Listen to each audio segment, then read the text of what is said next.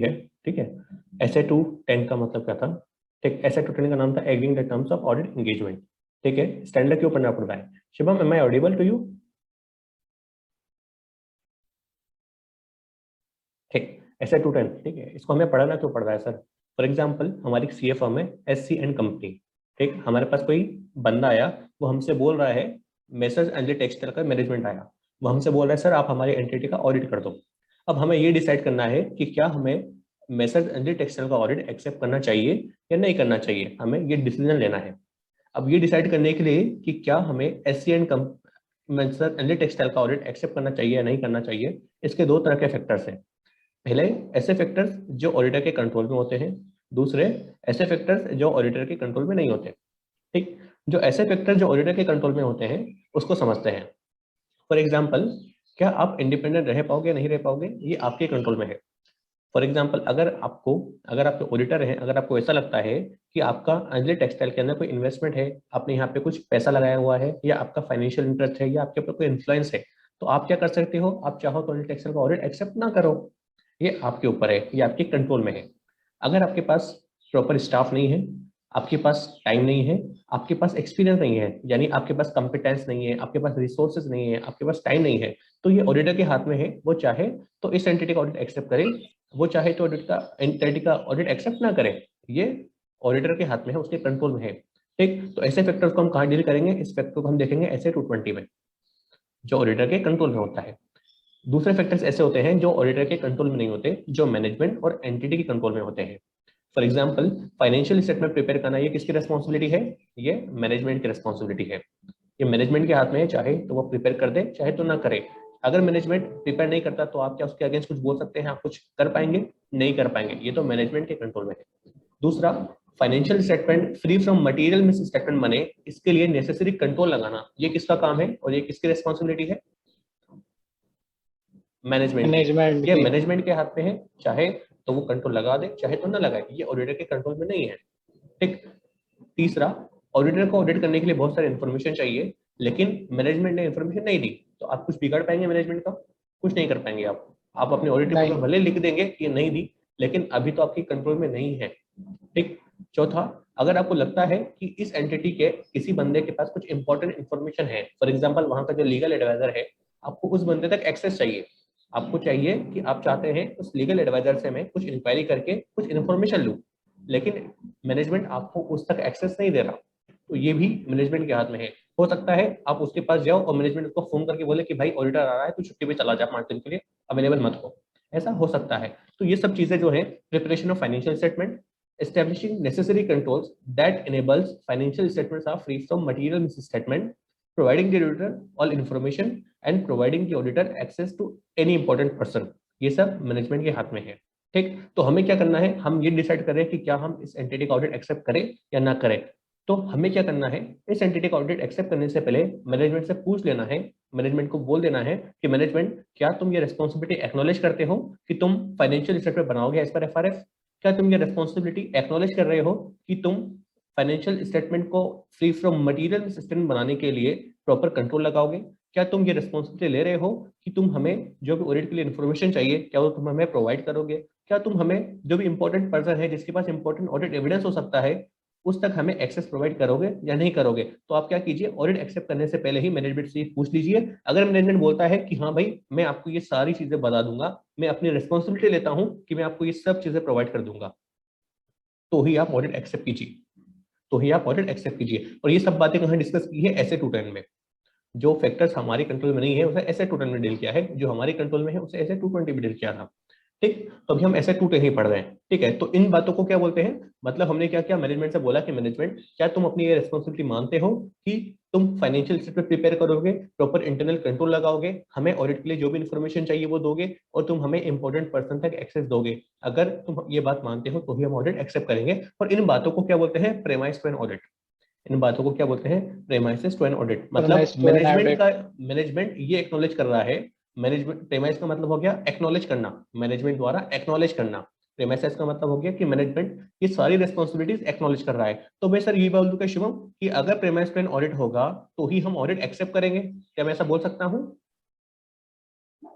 हाँ ठीक, हम ऐसा बोल सकते हैं कि अगर प्रेमाइस पे ऑडिट होगा मतलब मैनेजमेंट अपनी ये सारी रिस्पॉन्सिबिलिटीज लेगा तो ही हम ऑडिट एक्सेप्ट करेंगे। तो हमारा पहला हो गया सर, हमें ऑडिट कब एक्सेप्ट करना चाहिए, अगर प्रेमाइस पे ऑडिट होगा तो ही हम ऑडिट एक्सेप्ट करेंगे, मतलब मैनेजमेंट अपनी ये सारी रिस्पॉन्सिबिलिटीज एक्नॉलेज करेगा, ये सारी रिस्पॉन्सिबिलिटीज मानेगा तो ही हम ऑडिट एक्सेप्ट करेंगे। ये पहली बात हो गई। दूसरी बात सर, हमें क्या ध्यान देना है, हमें ये देखना है कि सर ये जो फाइनेंशियल सेक्टर बन रहे हैं, जो मैनेजमेंट बनाएगा वो कैसे बनाएगा, एज पर एफआरएफ। ठीक, तो सर ये जरूरी है कि जो एफआरएफ जो मैनेजमेंट ने चूज किया है फाइनेंशियल स्टेटमेंट प्रिपेयर करने के लिए वो सही हो। क्योंकि अगर एफआरएफ ही गलत होगा तो हम रीजनेबल जो अश्योरेंस लेंगे या जो भी हम रिपोर्ट देंगे वो भी गलत ही होगी। अगर फॉर एग्जांपल उसने जो एफआरएफ चूज किया है जिसके बेसिस पे फाइनेंशियल स्टेटमेंट बनाए हैं, ठीक, और हम उस फाइनेंशियल स्टेटमेंट की ऑडिट कर रहे हैं, अगर एफआरएफ ही गलत है तो भाई फाइनेंशियल स्टेटमेंट भी क्या होंगे, गलत होंगे, मिसलीडिंग होंगे। तो हमें क्या करना है, हाँ, ऑडिट एक्सेप्ट करने से पहले ये चेक कर लेना है एज पर एप्लीकेबल है। एफआरएफ, जो एफआरएफ यूज किया है मैनेजमेंट ने वो अप्रोप्रिएट किया है, वो एक्सेप्टेबल है, वो सही है। अगर एफआरएफ सही होगा तो ही हम इस एंटिटी का ऑडिट एक्सेप्ट करेंगे। तो सर दो बातें होगी, पहला तो हमने समझ लिया कि sir pre conditions to premises to an audit होना जरूरी है। प्रीमाइसेस टू ऑडिट मतलब मैनेजमेंट अपनी सारी रिस्पॉन्सिबिलिटीज एक्नॉलेज कर रहा है, ये होना जरूरी है। दूसरा, जो एफआरएफ यूज किया जा रहा है फाइनेंशियल स्टेटमेंट को प्रिपेयर करने के लिए, दैट शुड बी एक्सेप्टेबल। अगर ये दोनों कंडीशंस पूरी होती है तो ही हम ऑडिट एक्सेप्ट करेंगे, अदरवाइज हम ऑडिट एक्सेप्ट नहीं करेंगे। तो सर इन दोनों बातों को, premises to an audit and FRF acceptable है, इन दोनों बातों को हम टोटली क्या बोलते हैं, preconditions to an audit. इन्हें हम बोलते हैं pre conditions to an audit. तो अब हम ये बोल सकते हैं क्या सर, अगर pre conditions to an audit होगा तो ही हम ऑडिट एक्सेप्ट करेंगे, अगर प्री कंडीशंस टू एन हाँ ऑडिट नहीं होगा तो हम ऑडिट एक्सेप्ट नहीं करेंगे। तो सर प्री कंडीशन में दो हाँ बातें आ गई, पहला ये देखना कि जो एफआरएफ है क्या वो एक्सेप्टेबल है या नहीं है। दूसरा, प्रीमाइसेस टू एन ऑडिट है या नहीं है। प्रीमाइसेस का मतलब था मैनेजमेंट अपनी रिस्पॉन्सिबिलिटीज एक्नॉलेज कर रहा है, किन चीजों के बारे में, वो चार पांच चीजों के बारे में। ठीक, तो हमें क्या देखना है इस स्टैंडर्ड में, अगर pre conditions to an audit होगा तो ही हम ऑडिट को एक्सेप्ट करेंगे। ठीक, तो ये आपका पहला क्वेश्चन बनता है, जो इंटर लेवल पे तो स्टेट फॉरवर्ड पूछ लिया जाता है और फाइनल लेवल पे तो केस स्टडी बन सकती है। ठीक, तो सर हमारा पहला ऑब्जेक्टिव था इस स्टैंडर्ड का, हमें ये चेक करना है कि क्या pre conditions to an audit accept exist करती है या नहीं करती, अगर ये एग्जिस्ट करेंगी तो ही हम ऑडिट एक्सेप्ट करेंगे। दूसरा ऑब्जेक्टिव ये है सर, जब आप किसी एंटिटी का ऑडिट एक्सेप्ट कर रहे हो तो आपके बीच और एंटिटी, आप और एंटिटी दोनों के बीच में क्या होना चाहिए, एक म्यूचुअल अंडरस्टैंडिंग होना चाहिए, एक कॉमन अंडरस्टैंडिंग होना चाहिए, मतलब दोनों को एक दूसरे टर्म्स एंड कंडीशंस पता हो, दोनों के बीच में ट्रांसपेरेंसी रहे, दोनों को ये पता हो कि एक दूसरे का रोल्स एंड रिस्पॉन्सिबिलिटीज क्या है। इसे हम बोलते हैं ऑडिट एंगेजमेंट लेटर। तो दो ऑब्जेक्टिव है सर इस स्टैंडर्ड के, पहला ये डिटरमाइन करना कि क्या pre conditions to an audit exist कर रही है या नहीं कर रही, दूसरा ये देखना कि क्या ऑडिट एंगेजमेंट लेटर है या नहीं है। तो सर हमने पढ़ लिया पहला, pre conditions to an audit का मतलब क्या था, ये देख लिया कि there is an acceptable FRF that will be used in preparation and presentation of financial statement. दूसरा, premises to an audit available, मतलब management acknowledges its responsibility with respect to preparation of financial statement, establishing necessary controls and providing the auditor all information, books, additional information जो auditor पूछ सकता है during the course of audit and unrestricted access to the person. ठीक, दूसरा हमने समझ लिया कि सर क्या होना चाहिए, ऑडिट एंगेजमेंट लेटर होना चाहिए, ऑडिट एंगेजमेंट लेटर होना चाहिए। ये लेटर कौन इश्यू करता है, ऑडिटर इश्यू करता है, किसको, ऑडिटी को, ऑडिटर इश्यू करता है ऑडिटी को, यानी मैनेजमेंट और एंटिटी को इश्यू करता है। इसमें क्या होगा, जो भी टर्म्स एंड कंडीशंस होगी वो होगी, साथ में मैनेजमेंट की क्या रोल्स एंड रिस्पॉन्सिबिलिटीज है वो सब होंगी, ऑडिटर की क्या रोल्स एंड रिस्पॉन्सिबिलिटीज है वो सब बातें होंगी। ठीक, दूसरा केस सर, अगर जो ऑडिट एंगेजमेंट है वो किसी लॉ रेगुलेशंस ने डिसाइड की है, अगर जो ऑडिट एंगेजमेंट की टर्म्स एंड कंडीशन है that is decided by law regulation, तो हमें क्या करना है, ये जो ऑडिट एंगेजमेंट लेटर है इसके कुछ कंटेंट्स हैं, चलो पहले इसको समझ लेते हैं, contents of audit engagement letter, उसके बाद उस पर आते हैं। ठीक है, अभी हमने पढ़ा ऑडिट एंगेजमेंट लेटर क्या होता है sir, a letter issued by the auditor to the auditee specifying the terms and condition of acceptance of audit including roles and responsibilities of the auditor and management and TCWG to have transparency। इसके contents क्या है sir, पहला इसका content है sir objective and scope of audit of financial statement, मतलब जो आप letter issue करोगे, ऑडिटर क्या करेगा, एक लेटर बनाएगा, उसमें क्या लिखेगा, पहला किसको एड्रेस कर रहा है, to the board of director of जिस भी एंटिटी का नाम है, फॉर एग्जांपल अंजलि टेक्सटाइल की ऑडिट कर रहा है, to the board of director of Anjali textile. Then उसमें लिखेगा अपना ऑब्जेक्टिव एंड स्कोप, किस एक्ट के तहत वो अपॉइंट हुआ है, किस फाइनेंशियल स्टेटमेंट को वो ऑडिट करेगा, कौन से ईयर के फाइनेंशियल स्टेटमेंट को ऑडिट करेगा, उसकी क्या रिस्पॉन्सिबिलिटीज है ऑडिटर की, मैनेजमेंट की क्या रोल्स एंड रिस्पॉन्सिबिलिटीज है, ये जो एफआरएफ चूज करना है और उसके अकॉर्डिंग फाइनेंशियल स्टेटमेंट प्रिपेयर करना है, ये काम कौन करेगा, और कंपनीज एक्ट, फॉर एग्जांपल अगर कंपनी ऑडिट कर रहा है तो कंपनीज एक्ट के किस सेक्शन के तहत करेगा। ठीक, अदर मैटर्स फॉर एग्जांपल उसकी फीस क्या होगी, क्या शेड्यूल होगा, उसकी ऑडिट रिपोर्ट का फॉर्मेट किस तरह से होगा। For example normally audit report format कैसे होता है, ऐसे 700 सीरीज जो है हमारी 700, 701, 705, 706, ये ऐसे की सीरीज 700 उसके अकॉर्डिंग होगा। ठीक, उसके बाद date, name, membership number and signature of auditor होंगे और एक्नॉलेजमेंट बाय द मैनेजमेंट होगा। ठीक, अब मैं बात कर रहा था आपसे कि सर अगर किसी ऑडिट टर्म्स को किसी लॉ एंड रेगुलेशन ने प्रेस्क्राइब किया है तो उस केस में क्या करना है सर, उस केस में ऑडिटर को ये जो सारी बातें हैं, ये कंटेंट की जो हमने बातें पढ़ी है, ये सब बातें लिखने की जरूरत नहीं है। उसे क्या करना है, केवल अपने जो ऑडिट इंगेजमेंट लेटर बनाना है सिंपल, उसमें ये फैक्ट लिख देना है कि ये लॉ एंड रेगुलेशन अप्लाई हो रहा है, इस वजह से जो भी हमारे ऑडिट की टर्म्स है, जो भी जो टर्म्स एंड कंडीशंस है, वो सारी उस लॉ एंड रेगुलेशंस के अकॉर्डिंग ही होगी। साथ में उसे क्या लिखना है, उसे ये लिखना होगा साथ में कि management acknowledges its responsibilities as defined in audit premises. मतलब दो बातें हो गई, पहला तो ये उसे बोलना होगा कि वो लॉ एंड रेगुलेशन का रेफरेंस दे दिया, वो अप्लाई हो रहा है तो हमारी audit terms as per that law and regulation होगी। दूसरा, मैनेजमेंट जो अपने हमने पढ़ा था premises to an audit, management इसके लिए तो जिम्मेदार अभी भी रहेगा, चाहे वो law and regulation audit terms decide कर रहा है, फिर भी management premises to an audit के लिए हमेशा रिस्पॉन्सिबल रहेगा, मतलब इन बातों के लिए हमेशा रिस्पॉन्सिबल रहेगा। दो चीज हो जाएंगी।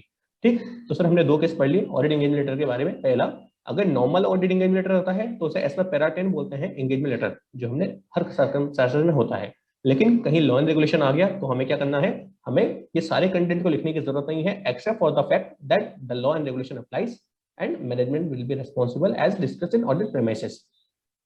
सर क्या ऑडिट एंगेजमेंट लेटर हर बार देने की जरूरत है या एक ही बार दे दें? सर आपको हर बार ऑडिट एंगेजमेंट लेटर देने की जरूरत नहीं है, लेकिन it is appropriate in some circumstances कि आप फिर से ऑडिट एंगेजमेंट लेटर इशू कर दो। इट इज अप्रोप्रिएट, वर्ड क्या यूज किया गया है सर, इट्स अप्रोप्रिएट। अप्रोप्रिएट क्यों बोला है, ये आपका प्रोफेशनल जजमेंट है, ये आपका प्रोफेशनल जजमेंट है, इट इज बेटर कि आप इशू कर दो। ठीक, क्या क्या सर्कमस्टांसेस है सर? सर अगर आपके स्कोप एंड ऑब्जेक्टिव को लेके कुछ मिसअंडरस्टैंडिंग हो आपके बीच में और एंटिटी के बीच में, अगर आपकी ऑडिट टर्म्स में कुछ जेन्युइन चेंज हुआ है, फॉर एग्जांपल आपकी फीस में कुछ जेन्युइन चेंज हुआ है, आपके स्कोप में कुछ जेन्युइन चेंज हुआ है, तो भी आपको क्या चाहिए, फिर से ऑडिट एंगेजमेंट लेटर देना चाहिए। अगर ओनरशिप में चेंज हुआ है, हमारी एंटिटी जिसका हम एंटिटी कर रहे थे उसकी ओनरशिप में चेंज हुआ है, या उसके सीनियर मैनेजमेंट में चेंज हुआ है। फॉर एग्जांपल पहले जब आप एंजल टेक्सटाइल को ऑडिट कर रहे थे तो वहां पे मिस्टर श्याम, राजू एंड बाबूराव, ये तीन लोग मैनेजमेंट में थे। ठीक, उन लोगों ने आपकी जो ऑडिट टर्म्स है उसको एक्सेप्ट किया था। अब वो तीनों लोग चले गए, उसके अलावा कोई और तीन लोग आ गए, श्याम, शुभम एंड देवाशीष, ये तीनों लोग आ गए। तो आप तीनों लोगों को थोड़ी पता है कि आपकी टर्म्स एंड कंडीशंस क्या थी, तो उस केस में क्या चाहिए, ऑडिटर को फिर से मैनेजमेंट को एक और टर्म्स एंड कंडीशन लिख के दे दे, ऑडिट एंगेजमेंट लेटर लिख के दे दे उसमें, ताकि दोनों के बीच में कॉमन अंडरस्टैंडिंग बनी रहे। अगर आपके लीगल एंड रेगुलेटरी रिक्वायरमेंट में कुछ चेंज होता है तो आपको उनको क्लेरिफाई करने के लिए, उनको फिर से बताने के लिए कि भले लीगल एंड रेगुलेटरी रिक्वायरमेंट में चेंज हो गया पर हमारा ऑब्जेक्टिव तो सेम ही है, हमारी रिस्पॉन्सिबिलिटी सेम ही है, ये बताने के लिए फिर से आप ऑडिट एंगेजमेंट लेटर दे दो। अगर एंटिटी के नेचर एंड साइज में चेंज हो जाता है, फॉर एग्जांपल हम अंजलि टेक्सटाइल का ऑडिट कर रहे थे, अंजलि टेक्सटाइल ने कोई दूसरी एंटिटी को एक्वायर कर लिया, तो क्या होगा, अंजलि टेक्सटाइल का साइज बड़ा हो गया। ठीक, तो डाउट आ सकता है कि क्या ऑडिटर अंजलि टेक्सटाइल का स्टैंड अलोन ऑडिट करेगा या अंजलि टेक्सटाइल के साथ साथ जिसको एक्वायर किया है उसका भी ऑडिट करेगा। तो एक बार फिर से क्लेरिफाई करने के लिए आप क्या करो, फिर से ऑडिट एंगेजमेंट लेटर दे दो। अगर फाइनेंशियल रिपोर्टिंग फ्रेमवर्क में चेंज आता है, फॉर एग्जांपल इंड एस था आपके ऊपर एप्लीकेबल, अगर आपकी कंपनी बैंकिंग कंपनी में चेंज हो गई तो यहाँ पे एक चेंज हो गया, डाउट वाउट ना रहे, एक बार फिर से ऑडिट एंगेजमेंट लेटर इशू कर दो। तो ये कुछ सर्कमस्टांसेस, कुछ एग्जांपल्स हैं। ठीक, उसके बाद सर एक और बात आती है अदर मैटर्स। फॉर एग्जांपल आप क्या कर रहे हैं, इस एंटिटी का ऑडिट अभी तक आपने एक्सेप्ट नहीं किया, फॉर एग्जांपल आपने अंजलि टेक्सटाइल का ऑडिट एक्सेप्ट नहीं किया। ठीक, आपको क्या करना है, ऑडिट करना है अंजलि टेक्सटाइल का, और ऑडिट के अंदर क्या करते हैं, हम फाइनेंशियल स्टेटमेंट के हर एक कंपोनेंट को चेक करते हैं। आप P&L अकाउंट को चेक करेंगे, उसमें sales, purchase, closing stock, opening stock, direct expenses, indirect expenses सबको चेक करेंगे। बैलेंस शीट में एसेट, लायबिलिटीज, जो भी आपकी कैपिटल है, इन सबको चेक करेंगे कि प्रॉफिट किस तरह से डिराइव हुआ, किस तरह से उसमें एडजस्टमेंट दी, आप हर एक चीज को चेक करेंगे। फॉर एग्जांपल मैनेजमेंट आपको बोल रहा है, आपने ऑडिट एक्सेप्ट नहीं किया, आपको एंटिटी अंजलि टेक्सटाइल का मैनेजमेंट आपके पास आके बैठा, वो बोल रहा था सर आप हमारी एंटिटी का ऑडिट कर दीजिए। ठीक, और हमने बोला ठीक है सर, आप हमें क्या कीजिए, सारी इन्फॉर्मेशन देना जो हमें ऑडिट के लिए चाहिए। वो यूं बोल रहा है सर इन्फॉर्मेशन में तो मैं दे दूंगा, लेकिन कुछ रीजंस की वजह से मैं आपको सेल्स का एग्जामिनेशन करने नहीं दूंगा। हो सकता है कुछ भी रीजन हो, सर हमारे सेल्स भी अभी तक असेंबल नहीं हुए, हमारा सेल्स रजिस्टर वो अपडेट नहीं है, तो सर आप क्या कीजिए, सेल्स का ऑडिट मत कीजिए, बाकी सारा आप ऑडिट कर दीजिए। तो सर अगर आप सेल्स का ऑडिट नहीं करेंगे तो क्या होगा, आप जीपी सही से कैलकुलेट नहीं कर पाएंगे, आप नेट प्रॉफिट सही से कैलकुलेट नहीं कर पाएंगे, आपकी जो इक्विटी आ रही है बैलेंस शीट में वो भी आप सही से कैलकुलेट नहीं कर पाएंगे। तो क्या आप बोल पाएंगे कि financial statements are as per applicable FRF? क्या आप ये बोल पाएंगे? क्या आप ये नहीं बोल नहीं। पाएंगे? आप एविडेंस गैदर नहीं कर पाएंगे कि क्या फाइनेंशियल स्टेटमेंट आप prepared as per applicable FRF? तो इस बात को क्या बोलते हैं कि आप एविडेंस गैदर नहीं कर पाए और ओपिनियन नहीं दे पा रहे, इसे बोलते हैं डिस्क्लेमर ऑफ ओपिनियन। तो अगर आपको ऐसा लगता है कि मैनेजमेंट जो आपके ऊपर ये लिमिटेशन लगा रहा है, इसकी वजह से आप डिस्क्लेमर ऑफ ओपिनियन देंगे, अगर आप इसकी वजह से डिस्क्लेमर ऑफ ओपिनियन देंगे तो आपको ऑडिट एक्सेप्ट ही नहीं करना, आप मना कर दो। ये कब का केस है sir? Before accepting the audit engagement. अभी तक आपने एक्सेप्ट नहीं किया था, आपका डिस्कशन चल रहा था और वो बोल रहा है कि सर आप ये चेक मत करो, यानी आपके स्कोप पे लिमिटेशन लगा रहा है, जिसकी वजह से आपको ये लग रहा है कि यार ये तो डिस्क्लेमर ऑफ ओपिनियन हो जाएगा, मैं इसके ऊपर ऑडिट एविडेंस गैदर नहीं कर पाऊंगा और ओपिनियन नहीं दे पाऊंगा। तो उस केस में आप ऑडिट ही एक्सेप्ट मत करो। दूसरा केस, सर आपने ऑडिट एक्सेप्ट कर लिया, आप क्या कर रहे थे, फर्स्ट क्वार्टर की ऑडिट कर दी आपने, सेकंड क्वार्टर की कर दी, थर्ड क्वार्टर चल रहा है, थर्ड क्वार्टर में क्या कर रहे हैं आप, सर ऑडिट कर रहे थे, उसी दौरान मैनेजमेंट ने ये बोला सर ये जो हमारे इनडायरेक्ट एक्सपेंसेस हैं पिंडल अकाउंट में, इसके जो बिल्स हैं कुछ, वो हमारा इनकम टैक्स डिपार्टमेंट ले गया, हमारे यहाँ रेट पड़ी थी, और ये जो बिल्स है ना सर इनकम टैक्स डिपार्टमेंट के पास, उसके पास पड़े हैं, अभी ये हमारे पास अवेलेबल नहीं है। तो सर आप क्या करो, आप थोड़ा अपने स्कोप में चेंज कर दो, आप इनको चेक मत करो अभी, जब ये बिल्स आएंगे, जब income tax department in bills को रिलीज कर देगा तो आप चेक कर लेना। तो मतलब ऑडिट एक्सेप्ट कर ली और वो आपको बोल रहा है कि सर आप अपने स्कोप में चेंज करो, ठीक। और इस स्कोप में चेंज करेंगे तो क्या इम्पैक्ट होगा आपके ऊपर, अगर आप सारे इनडायरेक्ट एक्सपेंसेस चेक कर लेते तो आप ज्यादा कॉन्फिडेंस से बोल पाते कि भाई फाइनेंशियल स्टेटमेंट सही बने हैं। लेकिन आप इनडायरेक्ट एक्सपेंसेस चेक नहीं करोगे तो आप थोड़े कम कॉन्फिडेंस से बोलेंगे कि यार हो सकता है माइट भी उनमें कुछ गलती हो, तो माइट भी कुछ चांसेस है कि फाइनेंशियल स्टेटमेंट सही नहीं बने हो। ऐसा होगा कि नहीं होगा? अगर आप पूरी चेक करते तो आपका कॉन्फिडेंस ज्यादा होता, आपका अश्योरेंस लेवल ज्यादा होता, लेकिन आप कुछ चेक नहीं करे, कुछ आइटम छोड़ दिए, तो आपका अश्योरेंस लेवल थोड़ा कम हो जाएगा। तो सर अगर मैनेजमेंट आपसे रिक्वेस्ट कर रहा है to change the terms of audit engagement to a lower level of assurance, समझ में आई बात? लोअर लेवल ऑफ एश्योरेंस का मतलब, ठीक, अगर ऐसा रिक्वेस्ट कर रहा है तो आपको देखना है कि क्या रीजन जस्टिफाइबल है या नहीं है। अगर रीजन जस्टिफाइबल है, जैसे हमारे केस में इनकम टैक्स रेट पड़ी, तो ये रीजन जस्टिफाइबल है, जब इनकम टैक्स डिपार्टमेंट उस बिल्स को रिलीज करेगा तो आप चेक कर सकते हैं। अगर रीजन जस्टिफाइबल है तो आप क्या करो, उस रीजन को एक्सेप्ट कर लो और आप नया ऑडिट एंगेजमेंट लेटर बना के लिख दो, उसमें लिख दो कि सर हमारी टर्म्स में ये चेंज हुआ इस रीजन से। अगर रीजन जस्टिफाइबल नहीं है, फॉर एग्जांपल आप ऑडिट कर रहे थे मुंबई की, अंजलि टेक्सटाइल मुंबई में है, इसका एक ब्रांच पुणे में भी है, ठीक। अंजलि टेक्सटाइल का मैनेजमेंट बोल रहा है कि सर अभी सर हमारे पास ज्यादा पैसा नहीं है, हम आपको वहां तक भेज नहीं पाएंगे, हमारे पास फीस पैसा नहीं है कि हम आपका कन्वेंस वहां तक अरेंज कर पाए, वो ऐसा बोल रहा है और बोला कि सर आप वहां का ऑडिट मत करो, आप बस यहीं का चेक कर लो।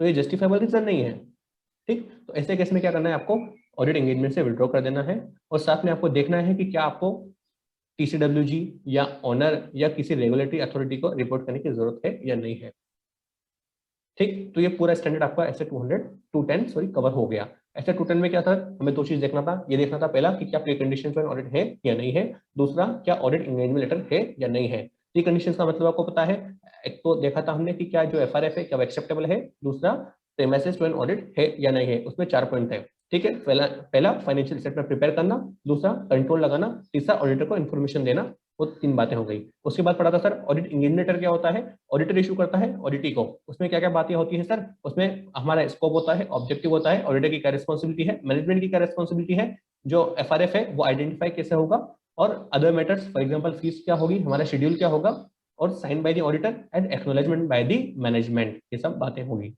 क्या हर बार ऑडिट एंगेजमेंट देने की जरूरत है? नहीं सर, हर बार देने की जरूरत नहीं है, हो सकता है कुछ कुछ केसेस में इट इज अप्रोप्रिएट कि आप फिर से ऑडिट एंगेजमेंट लेटर दे दो। क्या क्या केसेस थे सर, अगर ओनरशिप में चेंज हुआ, अगर सीनियर मैनेजमेंट में चेंज हुआ, अगर आपके ऑब्जेक्टिव एंड स्कोप को लेकर कोई डाउट है, ठीक, अगर आपके जो एफआरएफ है उसमें चेंज हो गया, अगर लीगल रिक्वायरमेंट है, तो उस केसेस में आप क्या कर सकते हो, फिर से ऑडिट एंगेजमेंट लेटर दे सकते हो, इट इज अप्रोप्रिएट।